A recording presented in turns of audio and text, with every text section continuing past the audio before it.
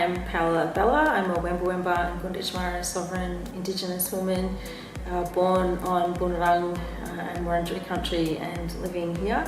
And I'm an artist, community educator, writer, storyteller, and love making art in collaboration with community. Assalamu alaikum. My name is Aseel Tayeh. I'm an artist, a mother. I was born in Jerusalem, born and raised on the Holy Land, and I am here creating art experiences with our community to speak about human rights and land rights, and speaking about our resistance both through art and in so many forms of art and activations. Yeah, so it was just that thing of, I don't know, like we felt each other, and she has this way of bossing you around and pulling you in at the same time and loving you. I heard that coming. Yeah, but it's proper like matriarchal bossing that I'm very used to, because that's how I was raised. That's what we do in our culture as Wemba-Wemba women. And so I just got her straight away. She was talking about what she was doing and the desire, her passion to keep being herself and fighting for her people and family through art and storytelling when you're so far from home. And I could relate only a little bit because I'm only 5 hours from my homelands, but I still understand the pain and the longing of missing, and understand like the pain and the anguish and the grief that genocide causes. We are so similar in the way we do. I love fabric, I love art, I love installations. I don't like small things. When people look at the kufiyas or the watermelon or the flag, I'm like, that's the size. Like, it's not too big. It's like, that's the size to go with it. Yes. Like, that's how you are seen. Yes. That's how you tell the stories. Like, it needs to be seen from the stars. Yeah, it needs to be seen from space. The ancestors need to see. Exactly. That's why I make big things that people can sit inside of and feel together, it. Like, I did installations in my graduation. I did installation all through my my studying at university, just because all I wanted is, I was the only Palestinian, the only Arab in the university, in that school of art, and I just wanted spaces that bring people in, make them live what I lived, even if they have never and will never understand it, they will have a feel of it.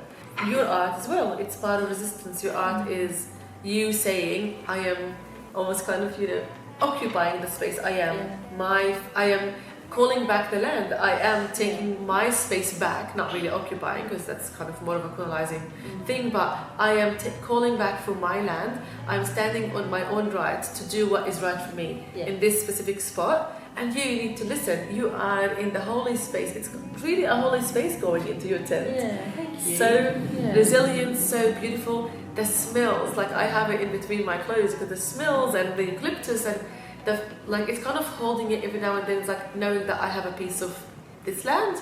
Even like we Palestinians, every time someone goes back home, we say, can you bring a little bit of soil? Put it in a little bit of fabric and put it in just bring in some soil, that's all. And we hold it, and it's just like going home. Yes. That's, and it brings you some peace. My aunties get bush sand from their homelands, and they put it in little bottles, and they'll take it wherever they live. See? Because it gives you that sense of peace and connection that you need, and it's for your family as well and your children. But creating those spaces, it also subverts like the gallery system and these institutions that our work ends up being shown in, and they're violent settler institutions. And just for that week or 2 weeks or a few days or whatever it is, those installations just offer some respite and softness, because there's so much power and resistance in offering soft spaces as well, and people forget that. Like, you need somewhere soft to sit and rest and think, and all the warriors need a resting space for a little while, and I make those spaces so they give Indigenous people a space to just stop and get a little bit of healing, but they're there to challenge and to disrupt and make the settler uncomfortable. And just to say to them, think about how you got here, why are you here, what are you doing, what's your implication, what are your responsibilities, how did you get here, what are you doing, what are your actions, what's the impact. And so, and it is. It's just recreating home all the time. I'm now living in I'm 50 this year, and this is the 34th house I've lived in. And part of that, just moving all the time, is part of the poverty and the dislocation that you have. You know, when you grow up sort of on the run from violence, and so I'm always very interested in just recreating that sense of space and home and country, and just that softness that we need to.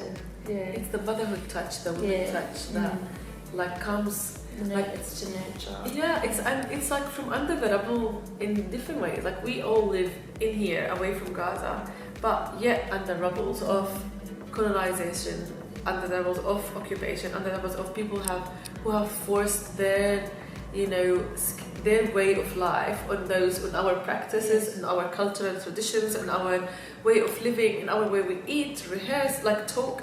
Anything. They want us to disappear. They want us all to disappear. And yet you have your hand, and it's the soft touch of motherhood through you, your mother, your grandmother, that doing this, that I think really adds a lot of value to the other women around us and the younger girls that we are trying to raise.